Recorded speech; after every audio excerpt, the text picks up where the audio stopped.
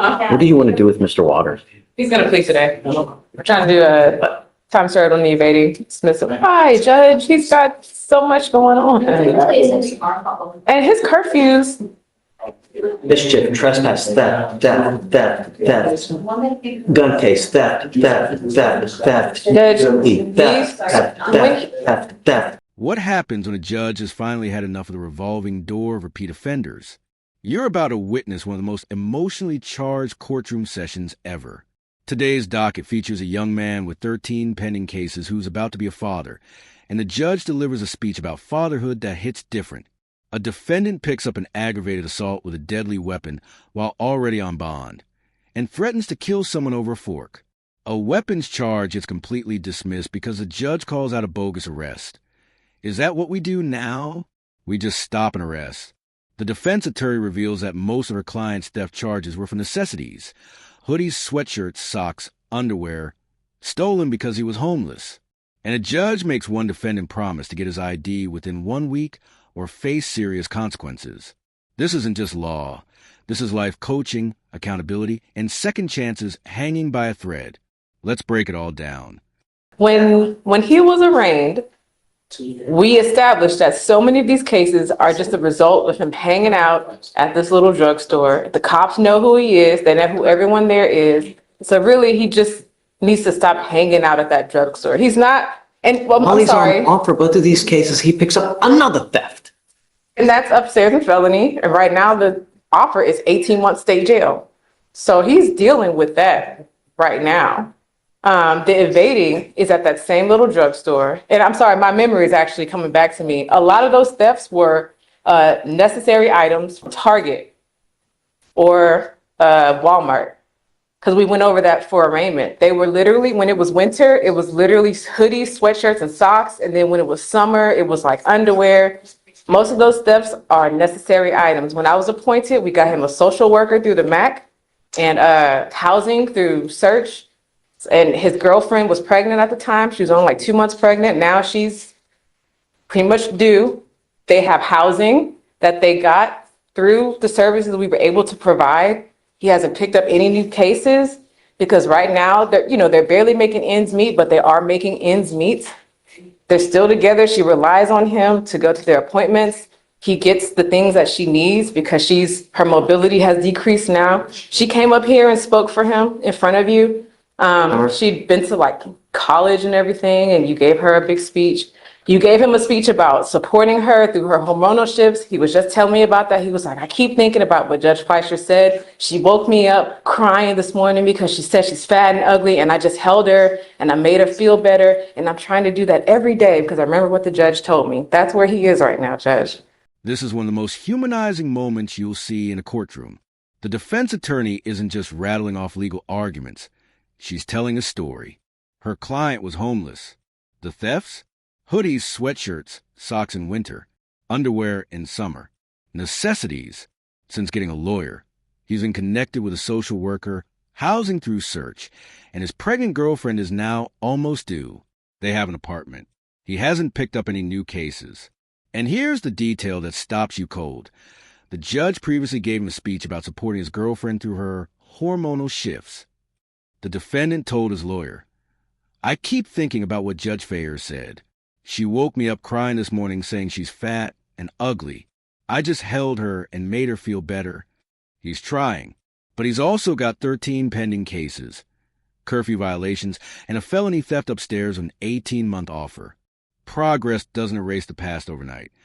So he understands that he broke that curfew a couple times. He says the late ones are just from him trying to get a job and getting home late. But he's been saying that he had a job. He's out at 11 o'clock at night. And it's like 1, 2, 3, 4, 5, 6, 7, 8. Just. He's still got the felony pending. He's ready to resolve these. If the court will allow, I think it's a good resolution for him. I'm not going to do it. Why? What would be the alternative, Judge? I want him on probation, and I want to monitor him for the next 2 years so I can make sure that he's not messing up. So I can keep him and just, I want him to get his high school. Does he have a high school diploma? I can't remember. Get you going. Do you mind bringing up Mr. Waters? If we have to do that, can you not revoke his bond so that he and I can talk about it while not under the strain of my bond's going to be revoked, so I'm going to spend the night in jail if I don't get this plea done? Can we not revoke his bond? Other than the bond violations, he wasn't here on yesterday when he was supposed to be because he had felony court today. He thought he was supposed to come here after felony court or whenever that was. I'm sorry. But he didn't just blow off the court yesterday. Have we T-rest him yet? No, sir. It looks like he was on probation back in this, oh wait, it got revoked back in 2023 and that's sir. It was a young adult caseload and helping him get his GED, mental health evaluation, and thinking for a change. You didn't do anything. Let me see what the deal was on it. I'm done with the revolving door. I'm not going to do it. I'm not doing it. I'm very upset with you. Very, very upset. I thought we had things going. I'm sorry, Judge. I thought we had things going right. You know, you've been doing well. And now you've got this bond violation where you're doing whatever the hell you want to do again. Don't work like that. And I don't know what I need to do to get your attention that at this stage in your life, it's not about what you want to do. It's about complying with bond conditions. We have literally bent over backwards to try to help you with things, and you continue to shoot yourself in the foot. Your lawyer, Miss Hawkins, wants to plead you guilty now because you have a warrant. I'm done with this revolving door of you picking up a case and getting out. Picking up a case, getting out. You now, Mr. Waters, have 1, 2, 3, 4, 5, 6, 7, 8, 9, 10, 11, 12, 13. Kev, man. That's Kev. I'm gonna fight for my life, man. That's Kev, man. I've been by my baby mama's side, man. Been taking care of everything I gotta take care of, man. That's Kev, man. Mr. Waters, look at me. And that's Kev, man. Mr. Waters, you don't get rewarded for doing things that you should do anyways. You know what I gotta It's do? meaning it's what you're doing is great and it keeps you out of jail.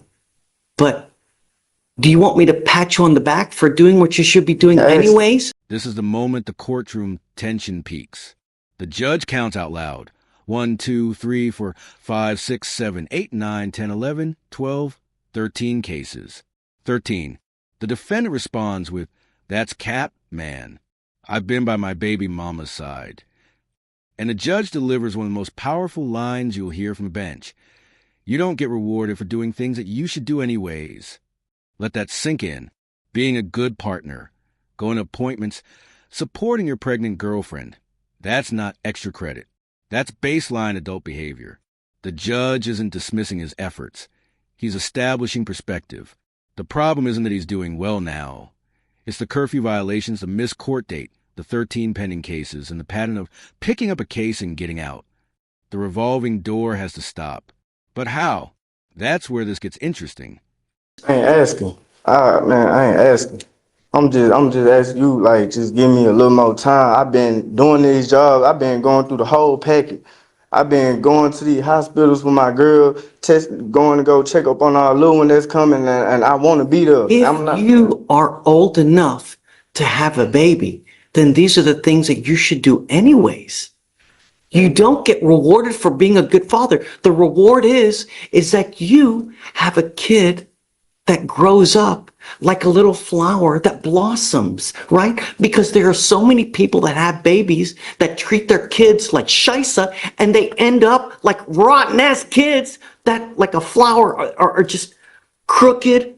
And just when you're a father, the duty of a father is to stand by the side of their kid stand by the side of the wife to make their lives as comfortable, as great, educational, and supportive as possible. That is the duty of a father, right? If you can't, then don't have kids. Then be a man to use a prophylactic or think maybe I'm not in the best position right now to have a baby. You think before you act. This is the sign of being an adult, of being mature, and growing up, Mr. Waters. This is more than a courtroom lecture. This is life coaching from a bench. The judge breaks down the duty of father in the most vivid way possible. Stand by the side of their kid. Stand by the side of the wife. Make their lives as comfortable, as great, educational, and supportive as possible. He uses a metaphor of a flower. Raise your child right, and they blossom. Treat them badly, and they grow up crooked. Then comes the hardest truth. If you can't, then don't have kids. Be a man, use a prophylactic, or think maybe I'm not in the best position right now to have a baby. You think before you act. This is what courts rarely show. Judges trying to change behavior, not just punish it. The question is, will this defendant listen, or will he be back again? But me, with you now, I'm not going to just continue with this revolving door. You've been doing well because you've not picked up any cases, which is great, right? And I have not been doing nothing. I have not been kicking her. I have been at that store. So tell me about the curfew then. What's up with that? Okay, with the curfew, I can understand. Me and my girl, we got into it, and I ended up walking out, trying to go get some fresh air. Was not thinking. I can admit to that, and I'm sorry. We yelled, the hormone going crazy with us, and we trying to, fight and get right with this. I But need to know about this. I'm trying to. I can't talk. Y'all be telling me I can't talk, and I be having. I've given you a lawyer to talk to. And I told her everything. So she can come and tell you and let you know. Keep stuff updated. Sir, I've been out the way. I ain't been on no lollygagging stuff. I'm really maturing. I'm ready to be a dad. Working? I'm ready for this. Well, I'm doing a little something on the side. I ain't doing no drug, no none of that. I'm, volunteering with my girl dad now. Why can't can you not get a 9-to-5 job? With my 9 to 5, I gotta have my ID and stuff, and I'm working with search. My housing people, they got me my apartment. They finna give me my social security card and my ID card, and that's all I need, so I can go ahead and get on. Second, were we working on this? Yeah, so first he was with Search to just get housing. At first they didn't have housing, so he has an apartment and everything now. I'm not sure like the step-by-step how everything progresses, but he does still work with them. I've actually spoken with his officer, your case manager. He also had a social worker assigned with MAC. They were informed that he is working with Search, so they just kind of check in here and there, but they won't also work with him because he's also working with Search, but they'll just make sure things are okay. So he is still working with Search and has a case manager with them. And has housing now. I wasn't aware of the ID issues or anything. Not being telling them, send the applications. What we're going to do now is we're going to work on this in extremely slow baby steps. I want you now to go get your ID. I want you to get your ID. And I'm going to give you a week for you to go get it. Do you understand? Yes, sir. Yes, sir. If you are not back here in a week with your ID, it's not going to go well. After we get your ID, then you and I are going to work together to get you a job. A 9-to-5 job where you're working every single day. Because if you are about to have a baby, that baby needs food, that baby needs clothes, and the only way you get that is by working. And I'm not talking about these side jobs here. No, an actual J-O-B. Do you understand? I'm going to reinstate your bond right now with the expectation that you're going to get your ID. If you don't, it's really not going to go well. Thank you, Judge. Here's where the judge pivots from frustration to action plan. Instead of revoking the bond and sending him to jail, he implements what he calls extremely slow baby steps. Step 1, get your ID within 1 week. Step 2, once his ID, they'll work together to get him a real 9 to 5 job. The reasoning is practical. If you are about to have a baby, that baby needs food. That baby needs clothes. And the only way you get that is by working, not side jobs, an actual job. The defendant explains he can't get a job without ID, and his housing program is supposed to be helping him get his Social Security card and ID card. The judge reinstates the bond with this expectation hanging over his head. It's a second chance with clear deliverables. Miss that deadline? It's really not going to go well. Hi, Eric. What's going on? Mr. Franklin on the back. Oh, Ladon. Yes. You pick up a new case? He did. He picked up an ag assault with deadly weapon upstairs. Hey, Deputy, you going? Huh? Mind bringing him out? He's Please. buried a couple days this week because not getting brought up. Ladon, please. Ladon, right? Yes. I spoke with the state a couple times this week. How do I not see it on document? He got rolled from yesterday. I don't know. Oh, it's Franklin's the last name, maybe. Yes, I'm sorry. Franklin is left. I've got it. He has a terroristic threat here and he picked up a substantial felony upstairs. And I think his bond is at 40,000 upstairs, which I know he can't possibly make, so.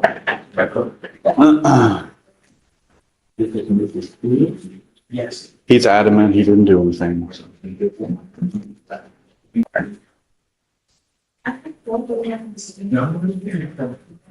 I'm sorry, sir. After all that we've gone through, gone through the trying, the this, the that, Don't and stop. now you've picked up an aggravated assault with a deadly weapon?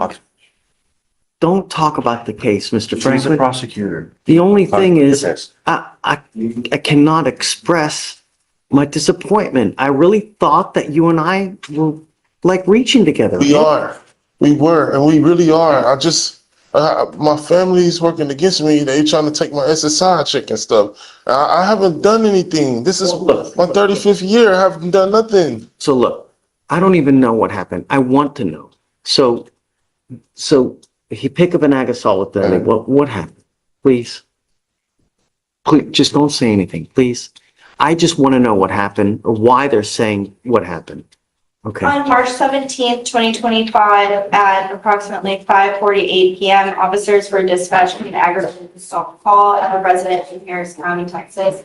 Upon arrival, the officers met with the complainant, who stated they are a resident in a group home. The complainant stated that the defendant is a person they have known for 3 weeks.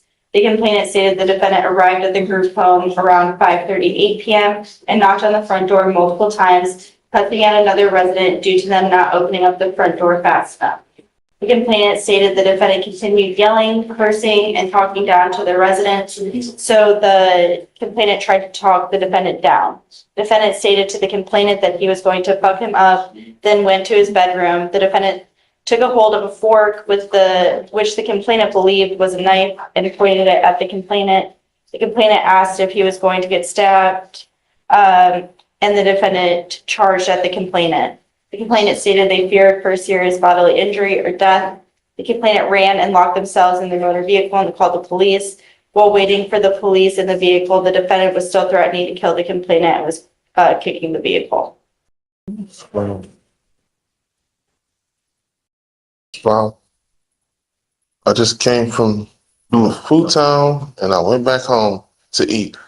I was at the door, I knocked. Stop. Just the problem is that there's some people in this life, Shaisa is always happening to them for some reason. Always. This, that, this. It's always happening. It's always happening. Don't matter where you go. I'm always stepping in, you know?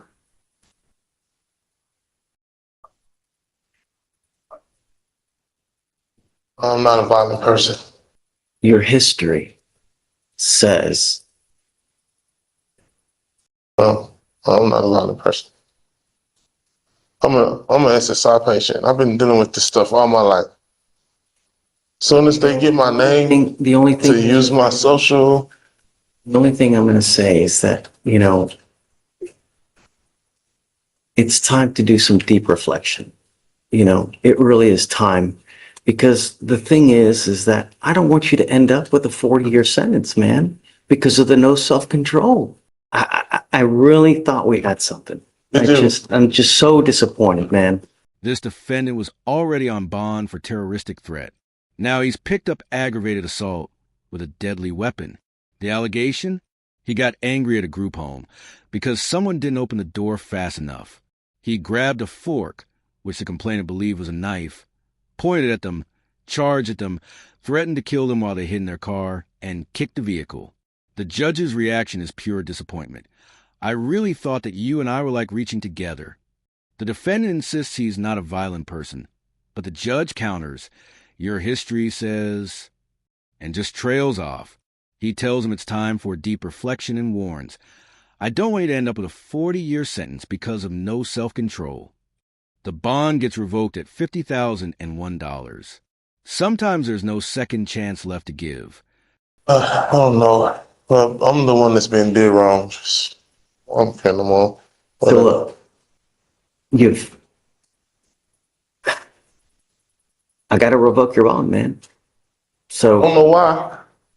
Because you picked up a felony. I'm doing everything I can do. It's people out there doing hate cases, hate crimes, all towards people like me. All I'm trying to do is just get my home back. They took it from me. Everything. This stuff is happening against me. I'm not assaulting people. I never assault people. You know, the problem is that while this case is open, we can't do anything in here anyways. You know, what I'd like to do is, you know, have you evaluated to see how we go forward, because I just don't know. A lot of this stuff was false. All of this stuff is false, so it's me. We're going to have to wait for it to play out.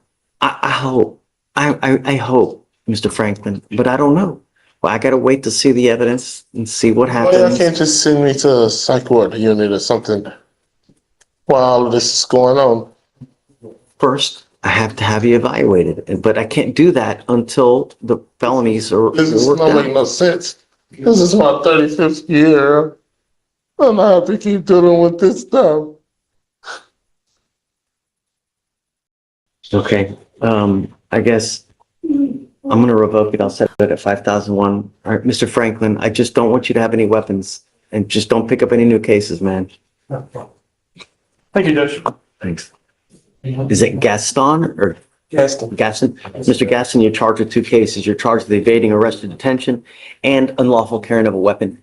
You are facing up to a year in jail and or a $4,000 fine on both of those cases. We are going to do probable cause.